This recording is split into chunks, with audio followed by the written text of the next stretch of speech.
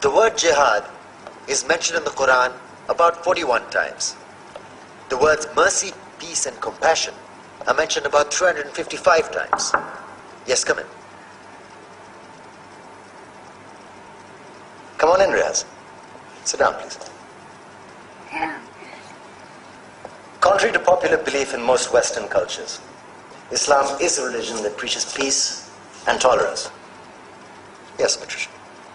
If Islam truly is a religion that preaches peace, then how come the world's most troubled spots, the West Bank, Afghanistan, Pakistan, Iraq, they're all plagued with Islamic terrorism? Well, that depends on your definition of terrorism. Some might argue that the US invasions of countries like Iraq and Afghanistan are also acts of terrorism. No, those were acts of war to get rid of despotic regimes. Or a means of getting at a country's oil. Conspiracy theories. Well, May I?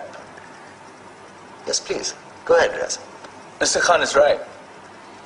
I mean, if we're talking about terrorists, the world's biggest terrorists are the white superpowers. Come on now. No, really, stop and think about it. Explain 9/11.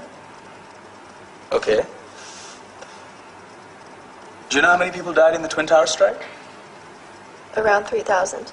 And do you have any idea how many people died in the bombing of Afghanistan? Take a wild guess. More than 15,000 people died.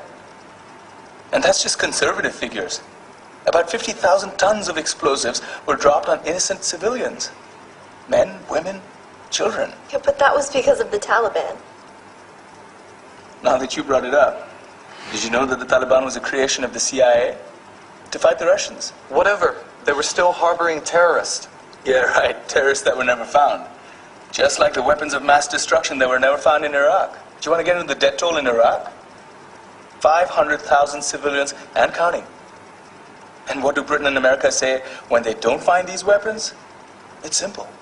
They just say sorry. And still refuse to relinquish control of these countries. What are you trying to say? What I'm trying to say is that just because you're American, wear a fancy suit, and call yourself the president, doesn't make you any less of a terrorist. I'm saying that if you don't stop meddling in other people's countries, you will face a backlash. If Muslims like you feel that way, then why don't you get out of our country? We will. As soon as you promise to leave ours.